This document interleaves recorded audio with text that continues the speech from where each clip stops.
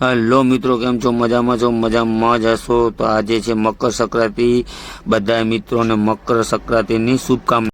કાલે આપણી ગાડી પણ લોડ થઈ ગઈ છે. 2 દિવસથી હજી બિલટી કાંઈ મળી નથી. ગાડી 3 ગાડી લોડિંગ કરેલી જ પડી છે ને આ જો વનરસિંહ બાપુ થઈ ગયા ગરમ, કારણ કે હવે તો કાંઈક કરો ભાઈ.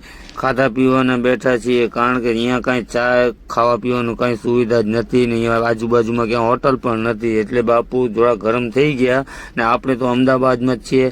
તો હાલો આપણે જઈએ ફૂઈની ઘરે. પાછા આવી ગયા ઢાબા ઉપર ને ભાણે ઉડાડે છે પતંગ. જોઈ શકો છો ને આ ભાઈ પણ અમારા અહીંયા જ છે એ જોઈ શકો છો. આ છે અમદાવાદની ઉત્તરાયણ ને આ જો પતંગ ચગીએ છે ને આપણે આવ્યો છે ફોન, એટલે આપણે નીકળી ગયા નારોલ બાજુ, કારણ કે નારોલ આવ્યા છે આપણા ફોલોવર મિત્રો જે આ જ છે. જોઈ શકો છો તમે મિત્રો. એ ભાઈની પણ ગાડી અહીંયા હાઈવે ઉપર જ પડી છે, કારણ કે આજે બધી છે રજા, એટલે ગાડી લોડિંગ થઈ નથી ને ભાઈ મને કીધું કે હાલો યાર આપણે ક્યાંક ફરવા આવીએ સિટીમાં.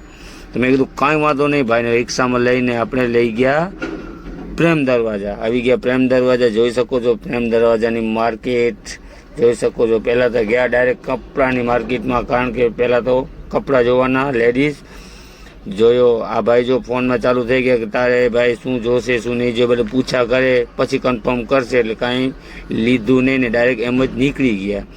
ઓલા બે ભાઈને જવાનું છે નારોલ ને મારે જવાનું છે ઠક્કરનગર, એટલે મારે કરાવવાની છે રેપિડો બુક. તો આવી ગઈ ફાઇનલ આપણે રેપિડો ને આપણે જઈએ છીએ ગાડીમાં ને આવી ગયા ફાઇનલ ગાડી ઉપર ને આપણે નીકળી ગયા આપણા સફર માટે.